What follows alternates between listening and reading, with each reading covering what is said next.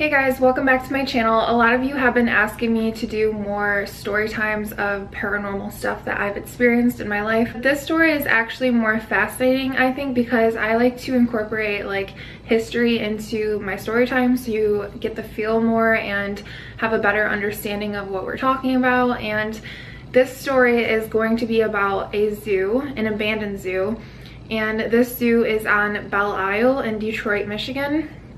Like I said, it's abandoned now. It closed down in 2002, but I used to go there as a child actually, so I've been there when it was open and it was my favorite place to go. Not too far away from that zoo, the Belle Isle Zoo, they opened up the Detroit Zoo, which is like the big zoo of Michigan. So not too many people continue to go to Belle Isle Zoo, and everyone just went to the new attraction, which was the Detroit Zoo. So I'm reading the details off my phone so I get everything correct. The zoo originally opened up just with a bear den and a deer park. The park grew in early years and by 1909 had 150 animals. So then the Detroit Zoo opened up in 1928. As it became the premier zoo in the area, the Belle Isle location became a children's zoo in 1947. So in the 1980s, it got a new design. Visitors would walk on raised wooden walkways above animal enclosures. And now this part I actually remember vividly. I thought it was the coolest thing going there as a child and being able to walk on these boardwalks and look down over the enclosure. So these boardwalks come and play down the road in this story. Fast forward 22 years later, when Mayor Kwame Kilpatrick, if you know anything of this guy, which he was like all over the news pretty much nationwide, he completely like messed up Detroit. He was the mayor for some time, and it says when he saw the opportunity to save some cash for the city, now disgraced and imprisoned, he called for its closing in 2002 to save $700,000. So the city council fought back and voters overwhelmingly approved a ballot to reopen the zoo. Kilpatrick stuck by his plan and chose to open another zoo on the same island, the Nature Zoo. So this Nature Zoo that he opened is honestly like an education center. It's one building. They just have like caged deer, and inside the building they have like frogs and like snakes and turtles. And that's about it, and just like a bunch of plaques and stuff that talk about the wildlife. So the zoo is nothing near, it's not even like a zoo, it's honestly, like I said, a learning center. So now that is the history of the zoo, and now I'm gonna kind of go into my story and where my experience takes place. So like I said, the zoo closed in 2002, and though there was talk of reopening the zoo a few years later, it just never happened. So the maintenance of the zoo never happened either. It kind of just went to shit. Like, it's totally overgrown. You can barely see some of like the buildings because the shrubs just like took it over. There's a lot of breakage from people vandalizing. There's a lot of graffiti, obviously. Now they do have security and police that sit in front of like the main gate because they don't want people trespassing, because you could get hurt in there very easily. Like the boardwalks that I was talking about, there's actually like holes in the boardwalks where planks just broke through from either people vandalizing or like trees falling on it because it's very overgrown. So obviously a zoo of that size brought in a lot of attention to like looting and stuff like that. So people came in to strip the wires and anything they could to just make a little bit of scrap money. So there's a lot of wires just hanging and hazards basically. So the city does try to keep people out as best as they can, but of course people are still gonna find a way. I found a way multiple times. I've been there 3 times. The first time I went there with a few friends, nothing happened. It was just really fascinating to see this place that I used to go to like in this light. It was totally different.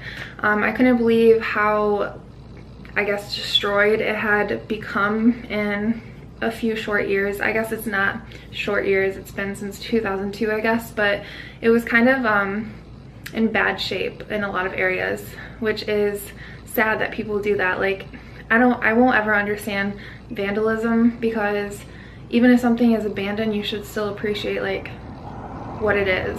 I don't know who would want to go wreck these places. So second time I went there, I wanted to bring back a friend and show them. And we actually got trespassing tickets. We got caught by the security. Well, it was not even security, it was police, the Detroit police. So we did get caught. I got a ticket. It was like a lot of money actually. And I told myself I wasn't gonna go back because it's not worth it. So if you're thinking about exploring this place or any other, like, you have to keep in mind that you might get a trespassing ticket or even arrested because it is illegal. But now the third time I went, because I did go back because I wanted to show more of my friends, that is when this happened. And I don't know if it's paranormal.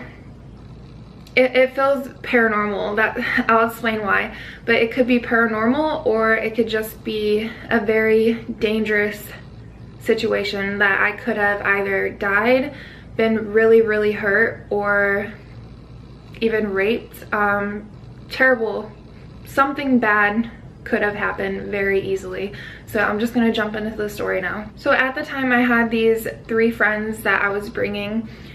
I can't use fake names because I suck at that. So there was my friend Cody. Then there was a second person, his name was Mike. Then the third person was my friend Will.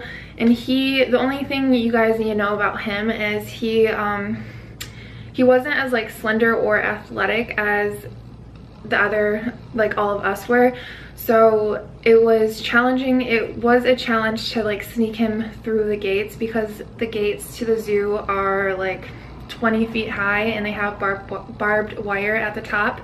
And now that's easy for me and Cody to jump. But for him, he couldn't like climb a 20-foot fence, avoid the barbed wire, and jump all the way from 20 feet and land on the ground and be okay. But that's the only reason that you had to know that he was physically not the same that we were. So now Belle Isle, if you're not familiar, it's a island in Detroit. So to get there, you drive your car over a bridge and then you're on this island. They have other things on this island. They have like a garden type greenhouse thing. They have the new nature zoo, as he called it, which is like that education center. They have a little beach, which you really shouldn't swim in the Detroit River. That's kind of really gross. And then they just have like a few other things. It's like a nature reserve now. And I think it's actually a state park or a metro park now. When we went there at like 10 o'clock at night, it wasn't too suspicious. It was just people visiting the park late. On the drive there to this island, I was just like reading information like I just did to you guys, telling them like what this place is because they had never gone and I was the only one that had gone. So I was getting them all like prepared and pumped. And I also came across an article about how Belle Isle is supposedly haunted. Specifically the bridges in Belle Isle, because there's a few like bridges going over like rivers and creeks. And they say if you park your car and honk 3 times, you'll see like a woman in a white dress.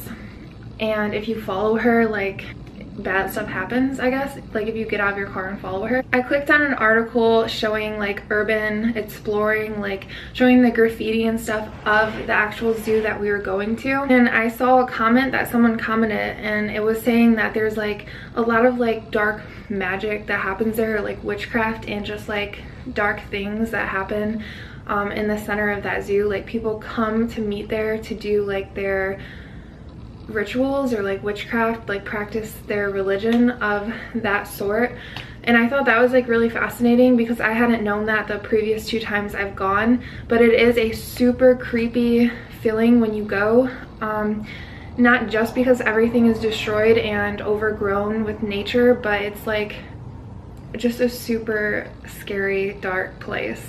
And in these pictures, as you can see, you'll get the vibe. So then it clicked in my head that I should make this even more of a better experience, because if these friends of mine were into like exploring like I was, like if it wasn't a huge like passion in their heart, then I should at least give them a little bit more run for their time, I guess.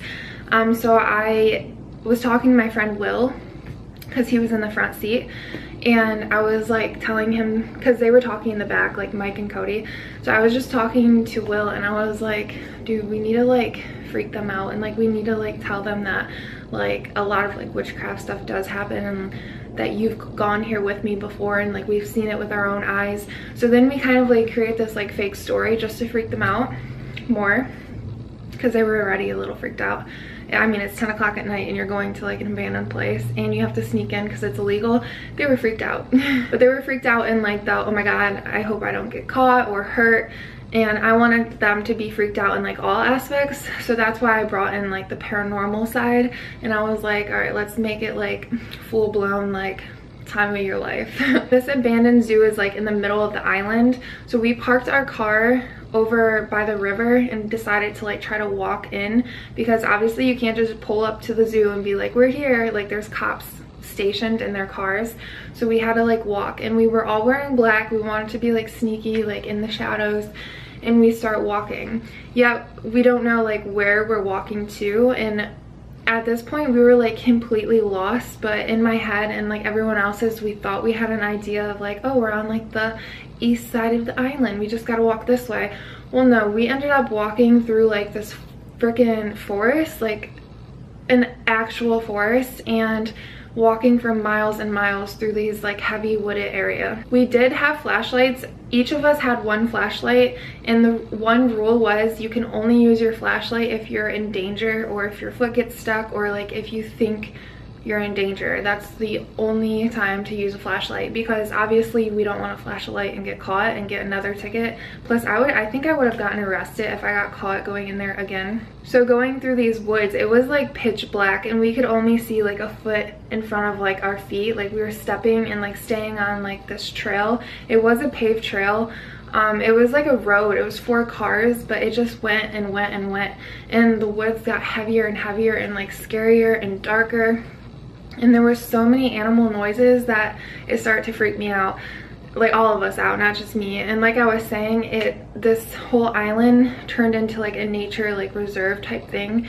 So there's a lot of like wildlife here, and a lot of people warn that there is coyotes that roam this island still, because it's outside of the city and there's a lot of these animals still. So like the fear of going into the zoo and stuff at this point was completely out of our mind, because we were like lost on this trail with like packs of wolves and stuff. There was definitely howling, so we were like so scared. And there was actually like running in the woods. Like I said, our mind was on animals and like coyotes, but like who knows now if it was a banshee, like that freaking banshee bitch like in the white dress, like running trying to get us to like follow her or like scare us, kind of like Blair Witch, or if it was like these animals. But I swear to God, these coyotes or whatever the heck they were like running around us, like running loops around us. Like it would be over here and they'd like run this way and then they'd run this way. Like it was like kind of narrowing in on us, and that's why I thought, oh my god, it's a pack of like coyotes. Like there's more than one, because it's on both sides, and like we weren't passing them up, we weren't walking past them, like they kept coming with us on both sides, and it was so scary. This road actually led us right to the back of the zoo, which was awesome, because we had been walking for like an hour and a half at that point since we gotten out of our car, and we were kind of like over the zoo because we were so scared that we almost got ate. We're like, well, it's okay if we don't even find the zoo, let's just find our car at least. And that was one hell of a night in itself, you know. But we did find the zoo, so we continued on with this journey, and now it was like midnight. I'm gonna insert some pictures. I don't know what pictures I will come across and find for you guys, but I'm gonna try to explain it the best I can. It's very difficult to get into the zoo. Like the main gates, there's a police car. So the cop actually sits in his car with his car running and just like watches videos on his phone, like does whatever, like all night. And that's what he did. Like that's important in the story, because that's what he was doing when we saw him at the front gate. Like we had walked around the perimeter of this park from the back all the way to the front gates, and there was nowhere to enter. Like it was like a brick wall around the perimeter of the back at least. And then when we came to like the fences and like the gates, they were like 20 feet tall with barbed wire, like I was saying.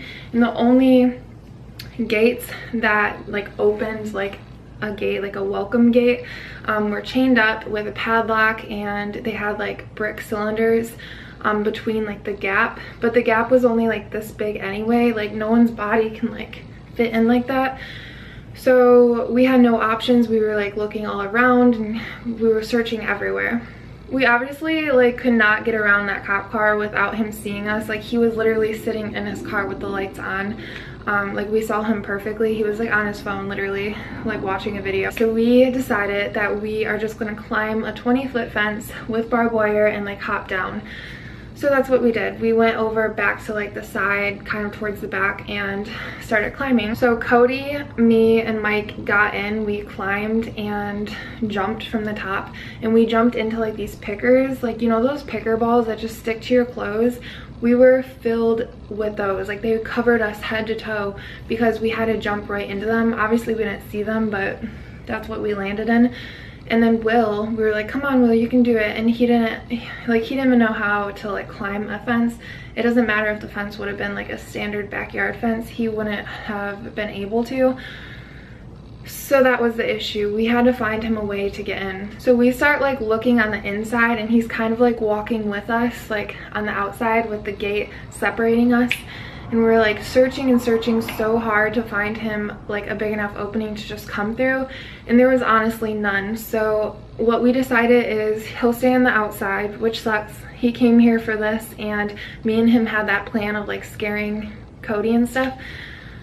So it sucked that he wasn't going to be there with me to help. But he was going to stand lookout and send us a text as soon as like a cop car or something like circled around, or if anything got like suspicious or sketchy. So yeah, he just like crossed over the street and sat under a tree and just kept a lookout. I'm just gonna say it here, this zoo is massive, and at midnight it's completely dark. There's like no lights in this park. Obviously it's an abandoned island like zoo portion, so there's no lights. It's extremely dark, and this zoo is huge, and we have no clue like the layout of the zoo, and we had no clue where we just like jumped into. So now the three of us are like trying to just like get the feel for it and like work our way to like the inside of the zoo, so we're not right on that border of like the fence, and so people can't like see us if they do happen to drive by. So we're like trying to get to the middle, and we're coming across like fences and fences and fences that we have to like find our way through. Like we're zigzagging through multiple fences just to get to the middle, and while we're doing that we're like getting lost. So while we're working our way in, we're passing like these buildings, and we're going inside these buildings just to check them out. And if we're inside a building, we were allowed to like use our light. That was the rule that we came up with. And on these buildings there was like satanic symbols and like words and just like sentences saying like awful evil things, and I didn't even like have to go on with my story. Like I didn't even do that. Like the plan got canceled when Will got locked out of the fence. Like I didn't have to say anything about the paranormal side of it because we just got that vibe immediately with the things that we were seeing everywhere. Like it was crazy stuff. In one building we actually came across a pentagram, and there was actually melted candle wax on like the sides of like the stars and crap, and there was like logs where people sat like around it, and there was also even a black hooded like cape thing that was left by someone. So it was definitely that comment was definitely true about people going there to do that kind of stuff, because it was evident everywhere we looked. So now these boardwalks that I was talking about, they are raised skywalks. Like we talked about earlier in the video, like they're for people to walk above the animal exhibits and like look down onto them. So for some reason, somehow I should say, not for some reason, somehow we were under those boardwalks, and I didn't know how to get up top. There was literally no staircase, no nothing to get up top. So we were underneath these boardwalks, and there was fences on both sides of us. I'm gonna insert a picture because I'm hoping that someone took one just so I can explain this better and show you guys. So we're like forced to like walk down underneath, like it's basically like a tunnel, because it's, although it's not underground, it's underneath the main floor where like all of the zoo stuff is, and we're underneath of it. So it's essentially a tunnel, and we're like locked in because these fences are running parallel like keeping us in. So there was multiple like splits in the road, like you could choose to go that way or this way, and we would just choose to go right and then choose to go left, and then yeah, basically digging our hole deeper, just getting more lost. But as we continue walking, like we kind of like keep in mind like what movements we're making so we don't totally get lost in there, because that would obviously suck. So we're like keeping a mental log of like the movements or like the paths that we took, and I have really good memory about that stuff, so I would be able to backtrack the exact way. So yeah, we weren't really worried about that too much. So we're just continuing along. Like I said, these fences are running with us. There's really nothing else we could do. We can't really turn out. We can either go back or just keep going forward and explore, try to find our way up to the decks and the boardwalks. But as we continue going, we get to the animal, like, what are those called? The animal stations, hold on, what are they called? The places where the animals are kept, like those cages where the animals are kept when the zoo is closed, or like at night, or during the cleaning time, like when people come to clean out the pins or whatever, like they lock the animals up, obviously. So we come to a hole in this wall. This wall was a building, but we're on this side of the wall, and there's like a tiny hole for an animal to crawl through, basically. But it had a door on it, so this door was for like us to go in. So we open the door and we crawl through this tiny hole, and we're in the pins for, oh, they're stables. That's what they're called. We're in the stables for the lions. And the only reason we knew it was lions is because there was lions painted on the walls and stuff. So we're in this lion pen, and we keep going through. We're like looking at everything with our flashlight. It was super cool to see all that. And we actually found a homeless guy's bed, like he was like where he would sleep, and thankfully he wasn't there.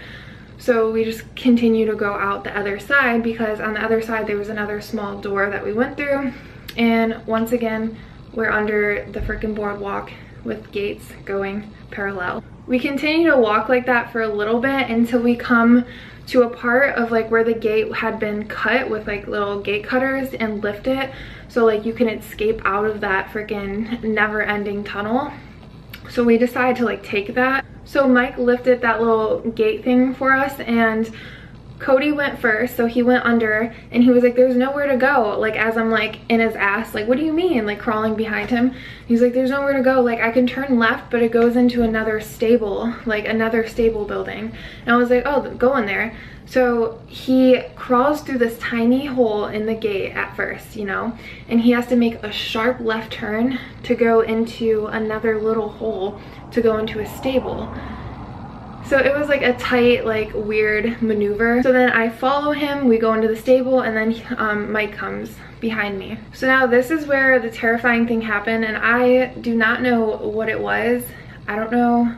Just listen. So this like stable thing wasn't even a stable. He just couldn't see. It was like this half building that was like still standing. But on these walls, the graffiti was so intense with like the symbolism of like all the demonic stuff. Like it was literally saying the devil is watching you and the devil is standing with you, and like this creepy ass shit. And we're like, oh my god, like this place is very like dark and stuff. Like they were right. And we're like talking about how this stuff is so common on these walls. So all of a sudden it happened mid-sentence. Right behind us there was another gate running. There's literally gates and fences everywhere. So we're standing here, and we had come through the little hole like over here. Well, there's a gate on this side behind us. Say we're looking at this wall right here, and we had come through like right below my arm in a tiny hole on the ground.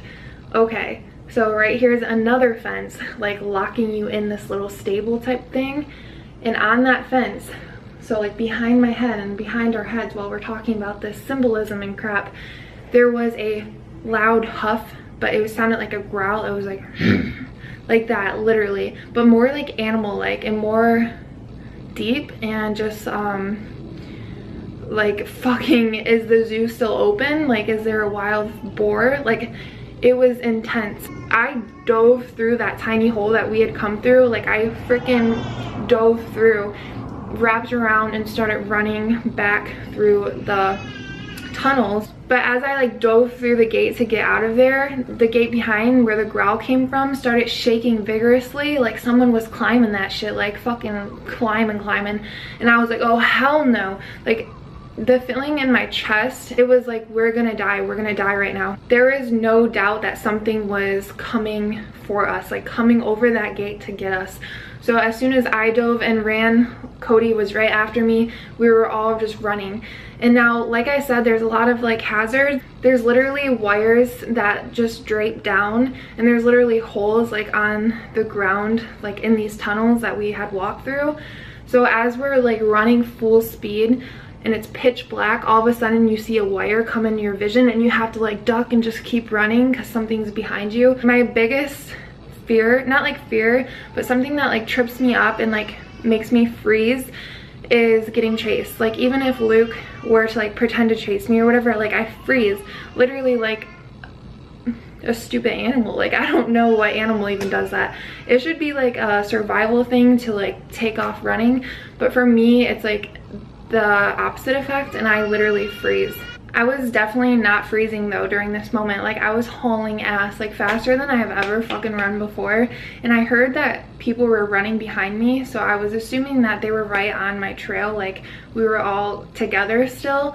But I took the wrong routes because I wasn't thinking of the routes that we originally took, and I was taking just any turns that I could to get the hell out of there. So we ended up in another stable house. This one was a lot bigger though, and it actually had like a full-blown door. You didn't have to crawl through like this tiny little cubby hole. So all of us got into this building and we slammed the door behind us, and it did have like a board that you could put on to lock it, thankfully, and that's what we did. So Mike and Cody actually said that they felt like a huge massive energy like chasing behind them. I like kind of left them in the dust. Like I was pretty fast. I told you I was not playing around. And they said that they felt like this huge energy still like following and chasing until like we got to kind of like the last turn, like where that stable was. And they said like nothing was following them. They like looked behind, nothing is following them. So I was like, what the fuck was that noise then? Like what was that? Something growled, someone growled. Was it that homeless guy? Like were we in his area so he tried to scare us? But it didn't sound like a human at all, like at all. I would love to hear a human try to make the noise that we heard. Like how? At this point too, we have our flashlights. We're like, I don't care. Like I'd rather get caught by the police. Like I'd rather signal for the police than to be stuck in here with whatever that was. With that being said, we actually ended up running. Like this stable was only like 5 feet from where that front entrance was and where that cop car was patrolling, like where he was sitting. So the thoughts were in our mind and we were talking to each other. We're like, should we signal him? Like, should we flash the light and click it in his car mirror? Like, should we do it? And they were telling me, like convincing me, like they're not behind us anymore. Like the door is like locked with the board. Like we need to just find our way out.